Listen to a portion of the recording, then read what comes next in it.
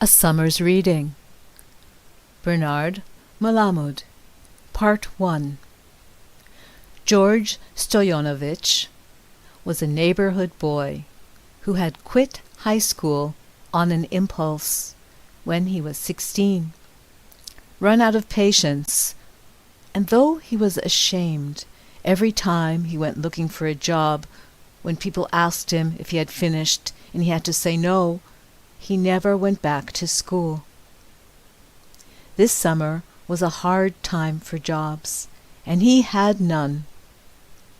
Having so much time on his hands, George thought of going to summer school. But the kids in his classes would be too young. He also considered registering in a night high school. Only he didn't like the idea of the teachers always telling him what to do. He felt they had not respected him. The result was he stayed off the streets and in his room most of the day. He was close to 20 and had needs with the neighborhood girls, but no money to spend, and he couldn't get more than an occasional few cents because his father was poor, and his sister Sophie, who resembled George, a tall, bony girl of 23, earned very little, and what she had she kept for herself. Their mother was dead, and Sophie had to take care of the house. Very early in the morning, George's father got up to go to work in a fish market. Sophie left at about 8 for her long ride in the subway to a cafeteria in the Bronx. George had his coffee by himself, then hung around in the house. When the house, a 5-room railroad flat above a butcher's store, got on his nerves, he cleaned it up, mopped the floors with a wet mop, and put things away. But most of the time, he sat in his room.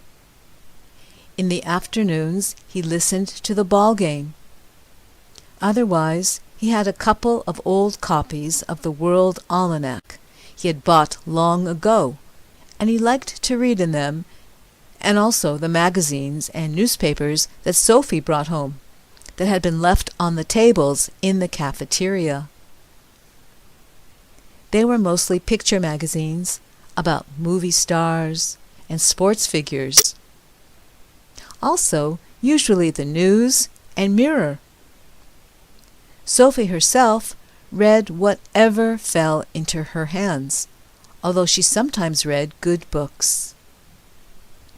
She once asked George what he did in his room all day, and he said he read a lot too.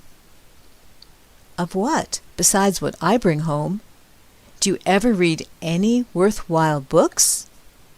Some, George answered, although he really didn't. He had tried to read a book or two that Sophie had in the house, but found he was in no mood for them. Lately he couldn't stand made-up stories. They got on his nerves. He wished he had some hobby to work at. As a kid, he was good in carpentry. But where could he work at it?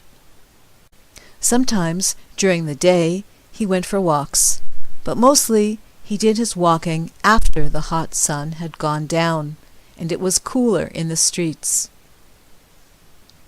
In the evening, after supper, George left the house and wandered in the neighborhood. During the sultry days, some of the storekeepers and their wives sat in chairs on the thick, broken sidewalks in front of their shops, fanning themselves, and George walked past them and the guys hanging out on the candy store corner.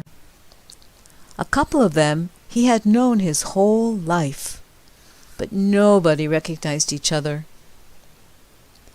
He had no place special to go, but generally, saving it till the last, he left the neighborhood and walked for blocks till he came to a darkly lit little park with benches and trees and an iron railing, giving it a feeling of privacy. He sat on a bench here, watching the leafy trees and the flowers blooming on the inside of the railing, thinking of a better life for himself. He thought of the jobs he had had since he had quit school: delivery boy, stock clerk, runner, lately working in a factory, and he was dissatisfied with all of them. He felt he would someday like to have a good job and live in a private house with a porch on a street with trees. He wanted to have some dough in his pocket to buy things with, and a girl to go with so as not to be so lonely, especially on Saturday nights.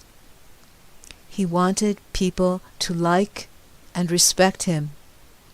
He thought about these things often, but mostly when he was alone at night.